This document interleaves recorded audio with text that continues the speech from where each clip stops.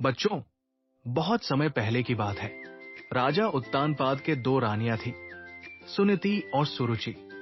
सुनीति से उत्पन्न पुत्र था ध्रुव, केवल 5 वर्ष का, पर दिल से बहुत बहादुर, समझदार और दयालु। ध्रुव अपने पिता और दोनों माताओं से बहुत प्रेम करता था। वो हमेशा सबकी मदद करने और खुश रखने की कोशिश करता था। लेकिन उसकी सौतेली मां सुरुचि उसे हमेशा कमजोर दिखाने की कोशिश करती थी। एक दिन महल में राजा अपने सिंहासन पर बैठे थे। ध्रुव दौड़कर प्रेम से उनके पास गया और सिंहासन पर बैठने की कोशिश की। तभी सौतेली मां सुरुचि ने उसे कठोर आवाज में रोका। रुको, इस सिंहासन पर बैठने का अधिकार सिर्फ मेरे बेटे को है। अगर तुम्हें इस सिंहासन पर बैठना है तो पहले भगवान से वरदान लेकर आओ। ध्रुव की आंखों में आंसू भर आए। उसने पिता की ओर देखा। उम्मीद थी कि पिता उसकी रक्षा करेंगे, पर राजा चुप रहे। वे कुछ बोल नहीं पाए। ये देखकर ध्रुव का दिल पूरी तरह टूट गया, लेकिन उसने रोकर हार नहीं मानी।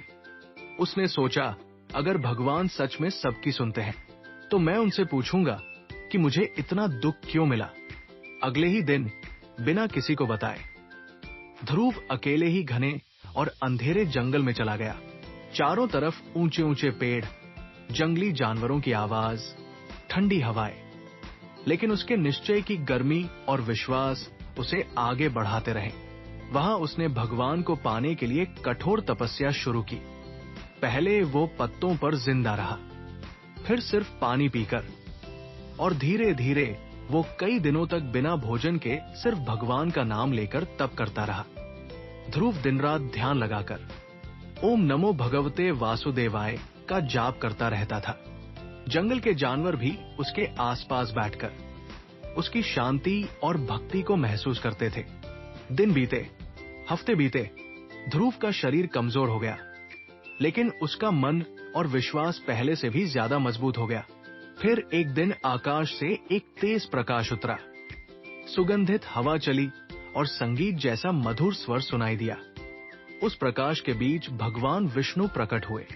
उन्होंने प्रेम से मुस्कुराते हुए कहा, ध्रुव, तुम्हारी लगन, हिम्मत और भक्ति देखकर मैं बहुत प्रसन्न हूं।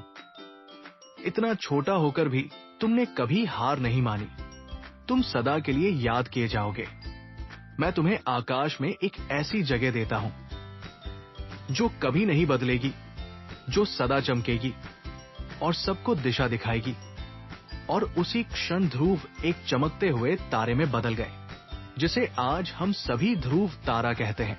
दुनिया के सभी तारे अपनी दिशा बदलते रहते हैं, लेकिन ध्रुव तारा हमेशा एक ही स्थान पर स्थिर चमकता है, ताकि हर कोई रास्ता ढूंढ सके।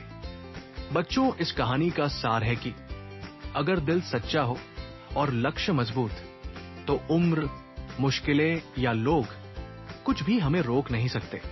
तो बच्चों, हमेशा मेहनत करो, कभी हार मत मानो, क्योंकि एक दिन सफलता जरूर चमकेगी, आपके ध्रुव तारे की तरह। समझे ना बच्चों?